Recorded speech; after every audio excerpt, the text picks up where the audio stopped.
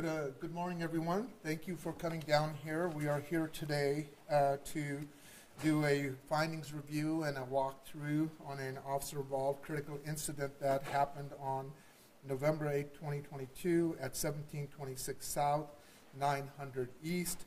It involved two shooting officers, Officer Nikolai Greenfield and Officer Taryn Culliver's use of lethal force.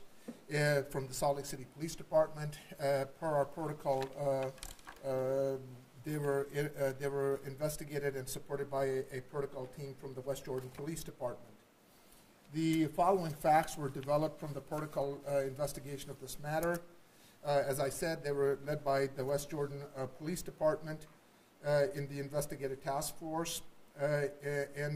Should we find other facts, our conclusions, of course, will change appropriately. Here are the salient facts from that incident.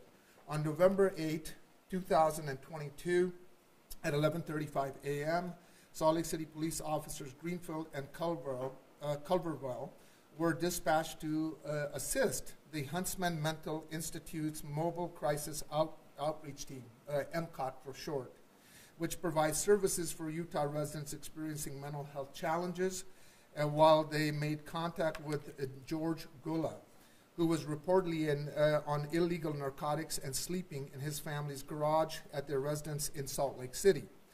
After arriving on the scene, Officer Culverwell met with MCOT team as two female social workers who we refer to as HM and SP, as well as Mr. Gulla's sister, who we refer to as JP. As they waited for Officer Greenfield to arrive, Officer Culverwell was advised that Mr. Gulla was sleeping and had a history of being aggressive, and a SWAT team had come out with him in February and was using meth at that time. Officer Culverwell was further advised that Mr. Gulla's mom wanted him out of the house and that MCOT was going to talk to him about treatment, but wanted them there just in case he freaks out at us. That was their concern. Officer Greenfield arrived, and Officer Culverwell briefly explained to him that they wanted Mr. Gulla off the property as the group walked to a detached garage at the rear of the residential property, and we'll show you that from the body-worn camera. At 11:45 a.m., JP entered through the garage main door, began calling out to Mr. Gulla, and turned on the interior light. HM, SP, Officer Culverwell, and Officer Greenfield followed her into the interior of the garage, where Mr. Gulla was on a makeshift bed in the opposite corner of the room. JP approached Mr. Gulla and began talking to him about the situation. After a couple of minutes, Mr. Gulla told her to back up, and she stepped away. After Mr. Gulla asked for a cigarette, JP, that's his sister, again approached Mr. Gulla and continued talking to him. At 11:45 a.m., Mr. Gulla told JP, quote, out, and, quote, I don't like being woken up like this, end quote, and JP stepped away from the bed while Officer Culverwell moved over to face the foot of the bed. HM, who was standing near the foot of Mr. Gulla's bed, then began conversing with him, and that's one of the social workers, about facilitating getting him help, during which she explained that she and SM, the other social worker, and officers were there to help, and the officers are here just for our safety. JP then continued to converse with Mr. Gulla about the living situation and not being able to stay there anymore.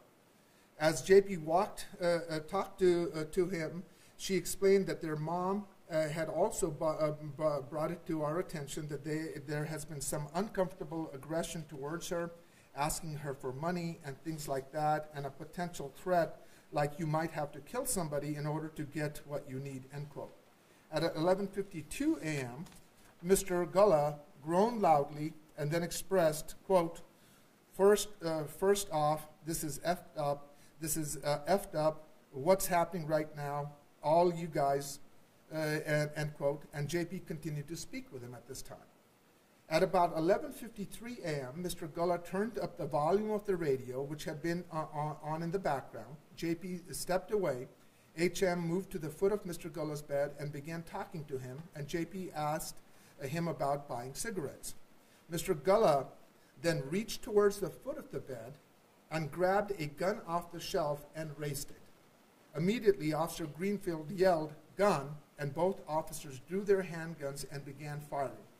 Meanwhile, HM, one of the social workers, ran from the foot of the bed and out the door. JP, the sister, also ran out the door, and SM, the other social worker, ducked behind Officer Culverwell. As Officer Greenfield later described, and let me indicate our team really appreciated Officer Greenfield and Officer Culverwell for cooperating with the investigators and sharing their perspective. And because that really allows us to know the context without having to make reasonable inferences, and that gets us the context that historically often sometimes is missing. So this is what Officer Greenfield later described. And you could tell he was getting aggravated. Looked straight at me, and he goes, quote, "What the heck's going on?" And he's looking straight at me. He makes a sudden jolt to a shelf that's sitting at the end of his bed. I looked at him because it caught my attention as he was looking at me. I'm like, why is he looking at me?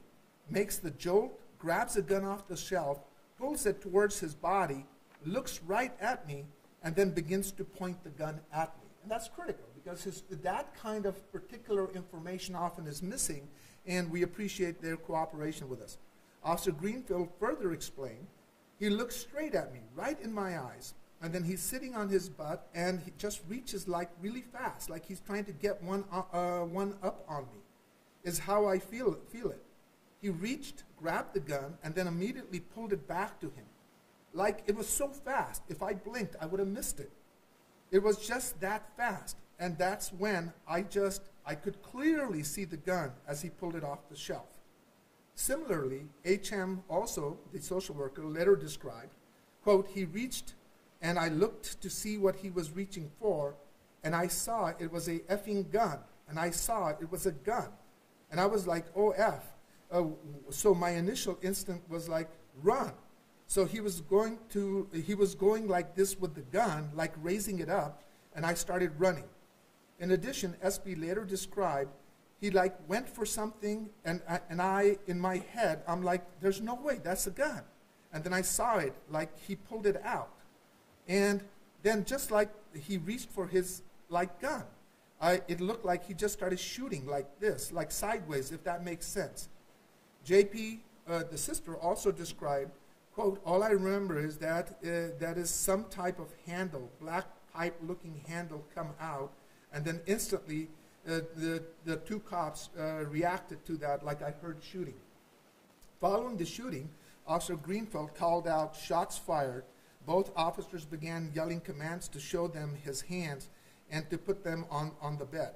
And officers directed SM to get out of the garage. After Mr. Gulla's hands were visible, the officers approached Mr. Gulla, made contact with him, and pulled him away from the bed. Officer Greenfield then located the gun, later determined to be a 4.5 caliber pellet Diana Model 5 air pistol, by the side of the mattress and moved it away. The officers placed handcuffs on Mr. Gulla and began rendering medical aid. Eventually, additional officers arrived. They opened the rolled-up door. Medical personnel also arrived, and Mr. Gulla was transported by ambulance to a hospital where he was treated for his injuries. Based on the evidence in this case, including the download count, and the 20 casings and an unfired bullet were recovered on the scene, consisting with what we believe to be a reload by the officers. It is likely that Officer Greenfield fired 6 rounds and Officer Culverwell fired 14 rounds during the incident. And I just want to again emphasize 2 other additional points that were the product of our interviews with them. And again, I think it's important to just share with you why that context becomes so important. This was Officer Culverwell again. In his interview to us, he said, oh my God, somebody just pulled a gun on us. She's scared out of her mind. He's thinking about the other the folks who were there.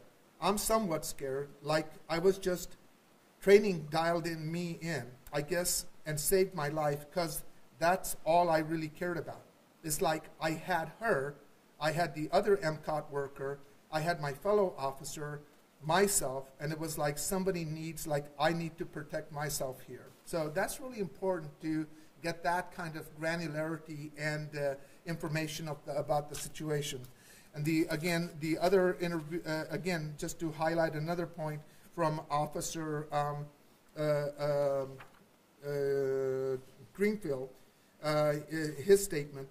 Let me just get that, sorry.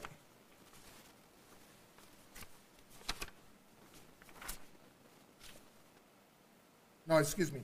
Again, HM statement, he, again, just corroborates again what those officers saw. Now, what I'm going to do here at this point is share some of the body-worn images that we have to give you now the context that we looked at through our investigative efforts. The first thing that we're going to show you is going to be Officer Greenfield's body-worn camera. We are looking at Officer Greenfield's camera here. This video is approximately 3 minutes long, but I think it gives you both the context of the situation, how cluttered the space was, how compact it was, and what they were trying to navigate. Keep in mind, I have 2 officers there, 2 social workers, and JP, who is Mr. Gulla's sister. And what you'll see, what you can't see, is that Mr. Gulla is going to be sitting up on the bed by the back wall. That's going to be in this area right here. This is sort of the front end. One of the officers here, the other officer is looking at this way. And that closest to the bed is the MCOT caseworker. Right next to her is the sister that has just stepped away from the bed. Officer Culverwell is in the corner. The person closest to the silver-lined garage door wall, furthest to the right in the pink jacket, is the other MCOT caseworker. And approximately at 2 minutes and 50 seconds, you will see a heater next to the bed, and the officers later located Gulla's gun in between the heater and the bed. So Keith, go ahead and just play this out. Thank you.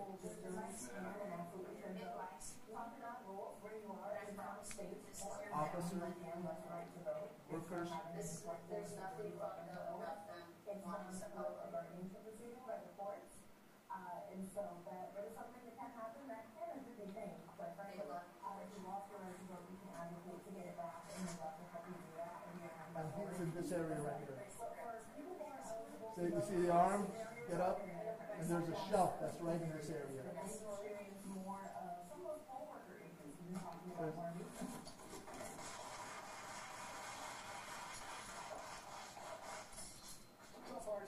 fired. Show your hands! Put your hands down right now! Put your hands down! Put them on the bed! That's the bed. Put them on the bed! We're in the bed. At this point, he's rolled over.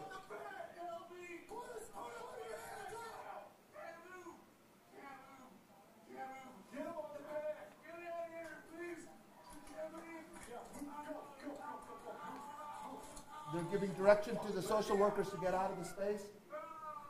You need to move your hands on the bed. We cannot help you until you do so. Show us hands on the bed. Now. Put your hands on the bed. I use both hands for you. I'm also the guy.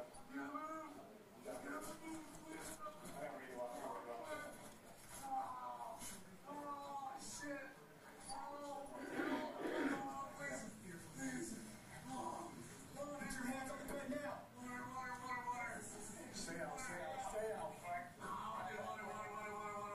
Put your hands on the bed. You show us your hands, and I will help you.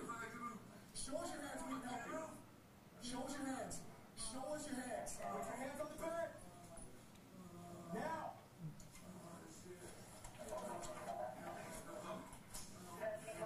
Show us your hands and put the hands on the bed.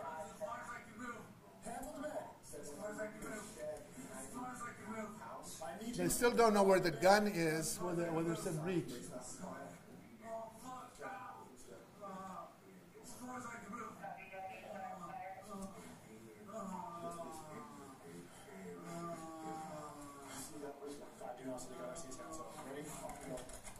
So they confirm they can see his hands, and so they move right in for to assist him. Put your hands back now.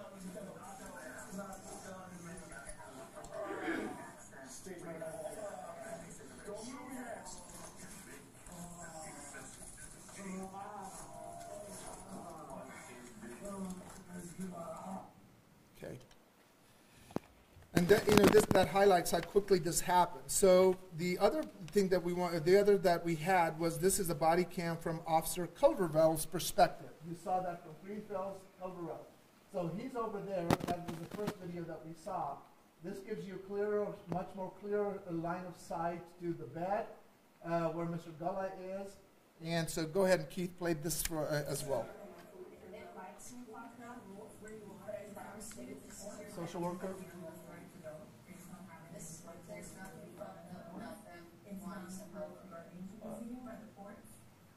And so that there's something that can happen that can be changed, quite frankly. If you lost your right to vote, you can advocate to get it back. We'd love to help you do that, and BRN.org. So for people who aren't eligible to vote, civilians are here. You see him starting to sit up. There's a shelf in this area. You see him reach.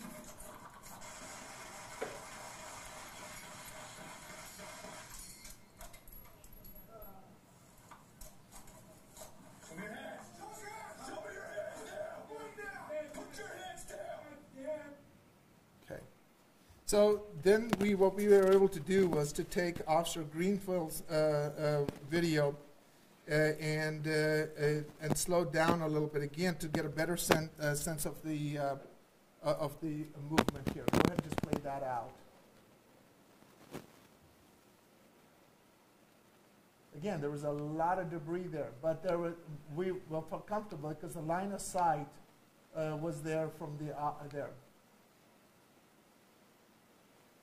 So you see that movement into the shelf area here that was consistent with what they were corroborating to us. The other thing, again, play the Greenfield again. We tried to slow this down.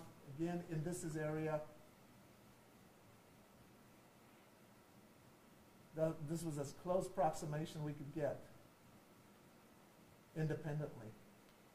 See this right there? There's the barrel of the gun right there. That we were able to capture through when we went through the analysis. The other part of that is the stills from here, and this was what was recovered. This is what the officers reacted to and what they saw in the immediacy of those things that they had.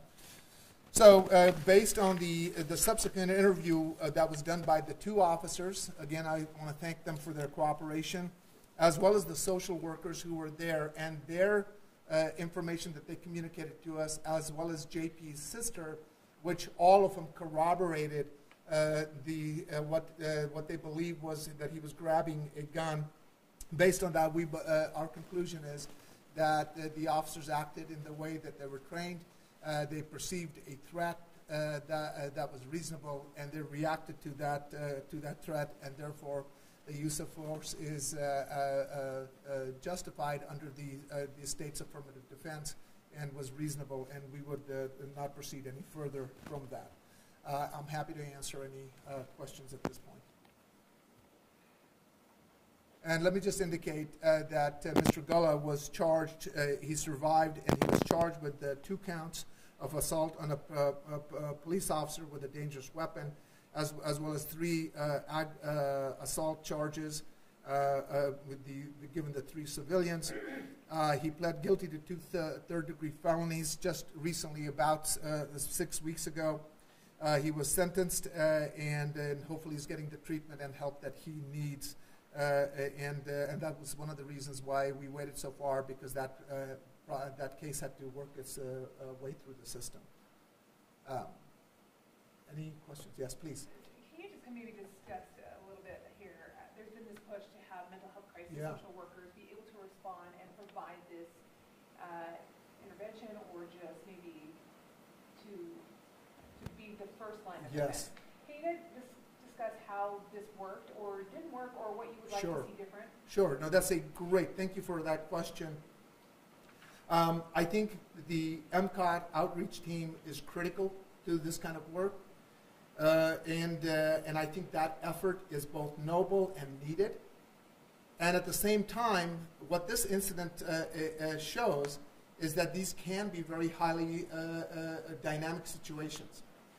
You think about the space that they're going into. Think about how crowded that is, the debris that's there. And there have been multiple contacts by MCOT teams that do not escalate to this where that assistance is there. But there is always a subtext of public safety that is there. And so they felt that, given what the history was. There had been a previous call where the MCOT had arrived before, officer had arrived there, and they ended up actually having to bring SWAT in. And still, they did not give up, so they're responding to the incident, but they're actually being cautious enough to make sure that they're there for to keep peace. If you'll notice, the officers were moved away. The initial contact was occurring by the care providers, the family members, as a secondary support. So I think that is a critical service that we provide, and nothing should be taken away from the continued investment in that, because for every one incident that rises to this level, there are scores of incidents which we've had the assistance and the help and the remedy because family members are calling for that service, right? So I think this captures the totality of that challenge that you have, but also the necessity of why we have to continue to invest in those efforts. So luckily, Mr. Gola survived, but you can see why the officers reacted the way they did, as well as continuing to help him get the help that he needs. From my perspective, I'm really thankful that we are continuing to make the investment into MCOT outreach teams that we can. And especially now with the new Huntsman Receiving Center that will officially go into online. There's been a soft opening for the last several months, and the data from that is incredible.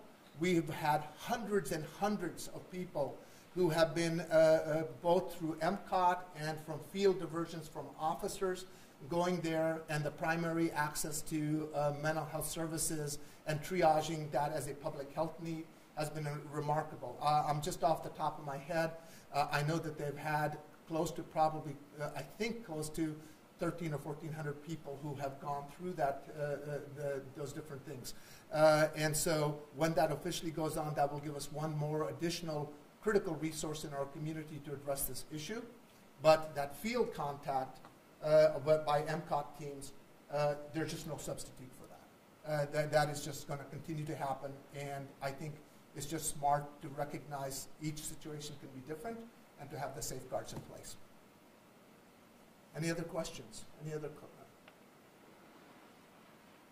Thank you very much. Have a great day.